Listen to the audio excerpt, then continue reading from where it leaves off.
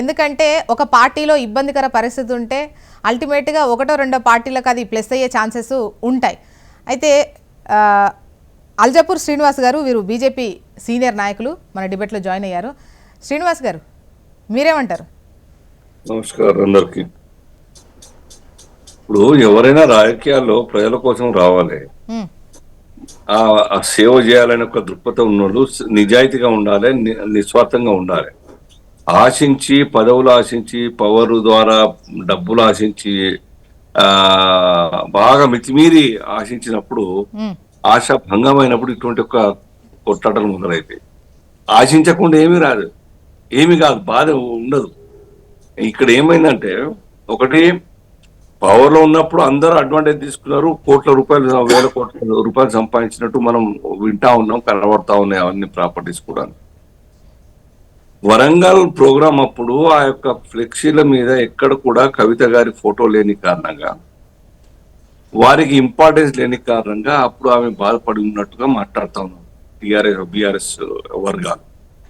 అక్కడ నుంచి power game మొదలైంది అని అనిపిస్తా ఉంది. దాని తర్వాత ఇంతకుముందు చరణ్ గారు చెప్పినట్టుగా ప్రాపర్టీస్ పంపకాల్లో కొద్దిగా వచ్చి ఉంటాయి భేదాభిప్రాయాలు, దాని కారణంగా కూడా ఇంకా డిస్టెన్స్ పెరిగింది అని చెప్పేసి. ఏది ఏమైనా వాళ్ళ ప్రాపర్టీస్ పంపకాలు అయినా కానీ పాలిటిక్స్ లో అవన్నీ కూడా బయటికి రావద్దు, ఆ విషయాలు పంపకాల విషయాలు. ఇప్పుడు ఏమైంది, ఆ ప్యాచ్ అప్ చేసిన ప్యాచ్ అయ్యేటట్టు లేదు పరిస్థితి.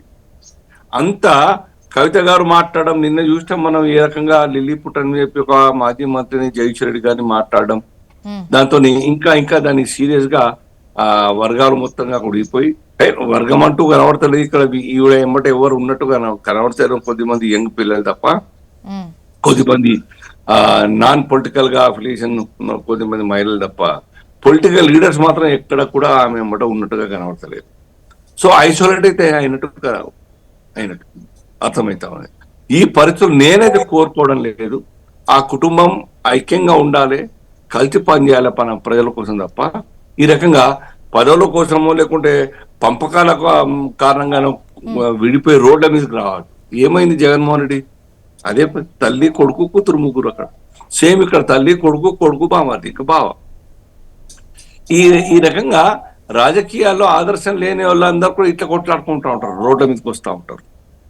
సో ఇప్పటికన్నా ఒకవేళ కనుక కేసీఆర్ గారు ఈ రాష్ట్రం కోసమే నేను నా కారణంగా రాష్ట్రం వచ్చింది ప్రజలు భావిస్తున్నారు అని అనుకుంటా ఉంటారు వారు. సో ఆ పేరు చిరకాలంగా ఉండాలా అనుకున్నప్పుడు నా కుటుంబం చక్కగా ఉండాలి, నా కుటుంబం ఈ యొక్క పదవుల కోసమో పవర్ కోసమో లేదంటే డబ్బుల కోసం కొట్లాడి రోడ్డు మీదకి రావద్దు అని పిలిపించుకొని క్లోజ్ చేయాలి దీన్ని. లేదంటే విడిపోతే ఏమైతే ఎవరు కావాలని ఆవిడ బలం ఉంటారని నేను అనుకోవడం లేదు. కవిత గారు వాళ్ళ ప్రజల కోసం పనిచేయాలి, ఒక కార్యకర్తగా సోషల్ వర్కర్ గా కావచ్చు పొలిటీషియన్ గా కావచ్చు పనిచేయాలి. దాని ఇంపాక్ట్ బీఆర్ఎస్ మీద పడుతుంది నేను అనుకోవడం లేదు, దాని ఇంపాక్ట్ ఇంకో పార్టీకి నష్టమో లాభమో జరుగుతాయి అనుకోవడం లేదు. బట్ ఓవరాల్ ఈ ఇబ్బందికర పరిస్థితి పార్టీకి ఏం నష్టం లేదంటారు? ఉండకపోవచ్చు, పెద్దగా ఏముంటది. ఇప్పుడు ఒకసారి విడిపోయిన తర్వాత చాలా రాష్ట్రాల్లో ఇట్లా డిఫర్ అయి బయటకు వచ్చిన కుటుంబ సభ్యులు అవుట్ అయిపోయినారు. చూడండి మీరు, చాలా రాష్ట్రాలు స్ట్రెంత్ అయితే ఒకరు స్ట్రెంత్ అని స్ట్రాంగ్ ఉంటారు, వీక్ అయిన బయట మొత్తం వీక్ అయిపోతారు, కనుమరుగైపోతారు, రాజకీయాలు లేకుండా అవుతారు. ఒక ఎలక్షన్ కోసం కొట్టాడి ఎలక్షన్ పోటీ చేసినా కొన్ని మాత్రం ఓట్లు వచ్చినా నెక్స్ట్ కల్లా మళ్ళీ ఐసోలేట్ అయిపోతారు, వ్యానిష్ డిసప్పియర్ అవుతారు రాజకీయాలు. సో ఇది కళ్ళ మీద కనబడుతున్నది. కానీ ఆవిడ మరి ఎందుకు అతి ఉత్సాహం చూపుతున్నది డిఫర్ గానికి కొట్టాడ పెట్టుకోవడానికి? అంత స్ట్రాంగ్ రీజన్స్ అయితే పొలిటికల్ రీజన్స్ అయితే అయి ఉండకపోవచ్చు నా అందాలు. డెఫినెట్ గా ప్రాపర్టీ ఇలా ఉండి ఉంటది. అంటే పార్టీలో ప్రాధాన్యత ఇవ్వట్లేదు అన్నది ఏదైనా.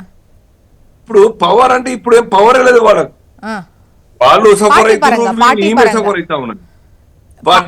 పార్టీ పరంగా కూడా ఏం తక్కువనేదమ్మా.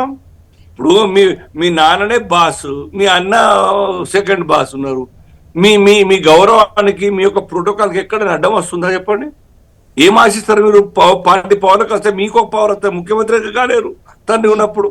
లేదు తండ్రి చెప్తే ఇంకెవరికైనా ఇస్తే కొడుకు కూతురు కానీ తర్వాత మాట. బట్ అప్పటిదాకా you should be very conscious, patient గా ఉండాలి కదా. పవర్ కోసం అంతా వెంపరాడాల్సిన అవసరం లేదు కదా. ఇప్పుడు పవర్ లేదు, ఎలక్షన్స్ లేవా, దానికోసం కొట్లాడుకొని మీరు సాధించేది ఏమున్నది? చిరంజీవి లాంటి మాస్ యాక్టర్ ఫెయిల్ అయినారు, అమితాబ్ బచ్చన్ టాప్ యాక్టర్ దేశంలో ఫెయిల్ అయినారు.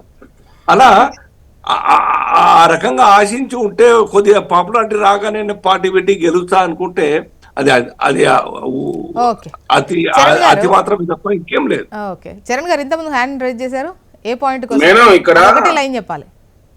ఇక్కడ ప్రధానంగా గుర్తుపెట్టుకోండి, కుటుంబంలో తగాదాల మూలంగా ఒక్కసారి మాత్రం పవర్ కోల్పోడు ఖాయం. ఎందుకంటే మీరు చూడండి, ఉత్తరప్రదేశ్ లో అఖిలేష్ యాదవ్ శివపాల్ యాదవ్ మధ్య పంచాయతీ, అక్కడ ఆ పవర్ కోల్పోవడానికి అది పనికొచ్చింది. అదే కాకుండా బీహార్ లో తేజ్ ప్రతాప్ యాదవ్ అదేవిధంగా తేజస్వి యాదవ్ మధ్య పంచాయతీ, ఒకసారి గవర్నమెంట్ కోల్పోయే పరిస్థితి. ఇక్కడ డిఎంకే స్టాలిన్ అండ్ కనిమూలి కావచ్చు, ఇంకొక బ్రదర్, ఆ ముగ్గురు మధ్య పంచాయతీ అక్కడ గవర్నమెంట్ కోల్పోయారు. అదే కాకుండా మహారాష్ట్రలో ఉద్ధవ్ ఠాక్రే రాజ్ ఠాక్రే పంచాయతీ అక్కడ పవర్ కోల్పోయిన పరిస్థితి. ఒక్కసారి మాత్రం పవర్ కోల్పోయే పరిస్థితి మాత్రం ఉంటది. ఆంధ్రలో మనం చూస్తాం జగన్మోహన్ గారు, షర్మిల ఒక్కసారి, నేను రెండోసారి ఉంటుందని చెప్తాను, ఒక్కసారి పవర్ కోల్పోతారు. రెండోసారి ఏంటంటే ఒక లీడర్ పెద్దగా అవుతారు, ఇంకో లీడర్ చిన్నగా అవుతారు, మళ్ళీ కుటుంబ పరిస్థితి కొడతారు, మళ్ళీ అధికారులకు వచ్చే పరిస్థితి మనం చూసినాం. కాబట్టి మీరు ఇక్కడ దేశంలో అన్ని రాష్ట్రాల ఎగ్జాంపుల్ నేను చెప్పగలుగుతాం, అన్ని రాష్ట్రాలు ఇదే పరిస్థితి. ఒకసారి మాత్రం పవర్ కోల్పోతారు, రెండోసారి దాన్ని సర్దిద్దుకునే అవకాశాలు బాగా కుటుంబంలో ఉన్నటువంటి తగాదా పరిష్కరించే ప్రయత్నం కూడా. ఇప్పుడే గొడవ అయింది కాబట్టి నెక్స్ట్ అధికారం కూడా మాదే ఉంటదన్న సంభ్రమం. లేదా బీఆర్ఎస్ పార్టీ మీరు చెప్తా ఉన్నారు, షర్మిల గారికి వచ్చిన ఓట్లు చూడండి మీరు ఒకసారి, తను గెలవలేకపోవచ్చు కానీ జగన్మోహన్ రెడ్డి గారు, సునీత గారు, షర్మిల మీరు చెక్ చేసి ఎక్కడ కాదు, చంద్రబాబు నాయుడు గారు, దగ్గుపాటి వెంకటేశ్వరరావు గారు కావచ్చు, అదేవిధంగా హరికృష్ణ గారి పంచాయతీ కూడా అలా టీడీపీ అధికారాన్ని కోల్పోయిన పరిస్థితి మనం చూసినాం. ఇక్కడెక్కడ దేశంలో చాలా ఎగ్జాంపుల్, జార్ఖండ్ తీసుకోండి మీరు, జార్ఖండ్ అయినా ఎక్కడ పంజాబ్ తీసుకుంటారా, దేశంలో ఏ రాష్ట్రం చాలా ఎగ్జాంపుల్స్ ఉన్నాయి. కాబట్టి ఖచ్చితంగా ఒకసారి మాత్రం పవర్ కోల్పోడు ఖాయం. అది రెండోసారి మళ్ళీ కుటుంబంతో కలిస్తే అది వేరు. ఆ లోపు బీఆర్ఎస్ పార్టీ ఉంటుందా లేదా అనేది కూడా పరిస్థితి ప్రశ్నార్థకంగా ఉంది. ఇప్పటికే